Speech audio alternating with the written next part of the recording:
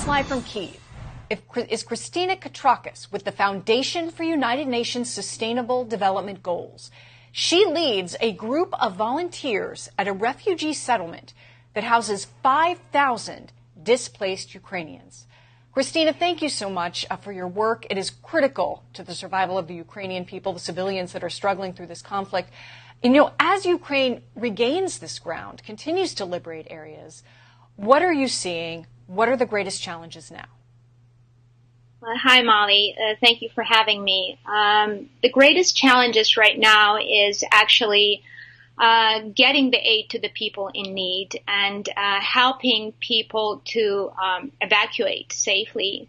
As you know, right now, the latest news is the Crimean bridge being damaged, blown up, right, which is a great success for Ukrainian armed forces, but also for Ukraine in general. It spells a certain humanitarian aid crisis brewing, because before Ukrainians that were living in occupied by Russia's territories would cross through the bridge to Crimea, from there to Russia, and from Russia to neighboring Baltic countries such as Latvia and Lithuania, and from there to Ukraine.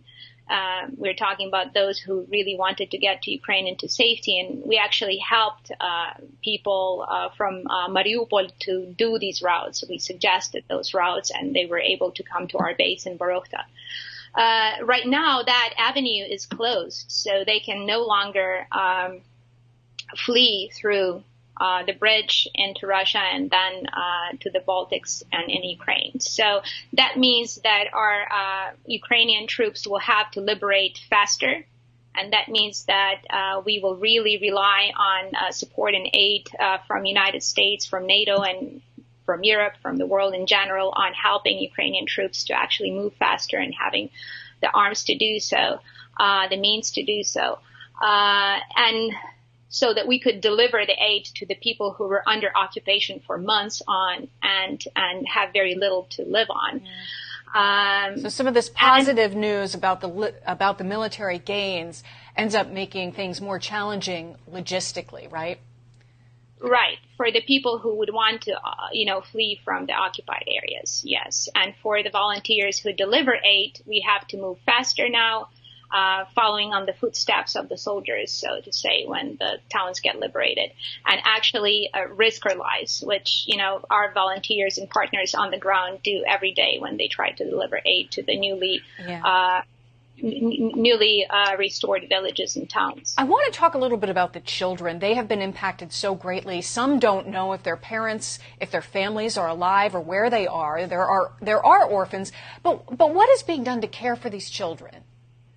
Oh, we have right now on our base in facilities living about 250 children, and we have orphans. We have kids with special needs that were brought to our region from Mariupol, from Kharkiv region. And lots of these kids, we don't even know if their parents are alive or not. We have kids from starting from 3 months old. So basically it's very challenging, but we're going to try to support and help them and feed them until the end. We're not giving up on any one child. I mean, this is Ukraine. I mean, these are the kids of Ukraine, and we're going to stand for them till the end.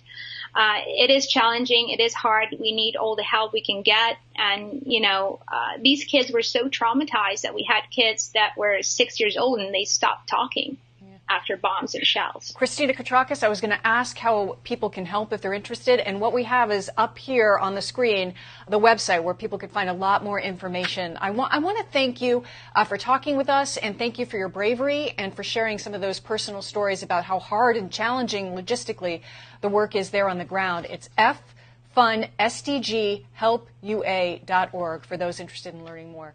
Christina Katrakis, thank you so much for joining us. We appreciate it.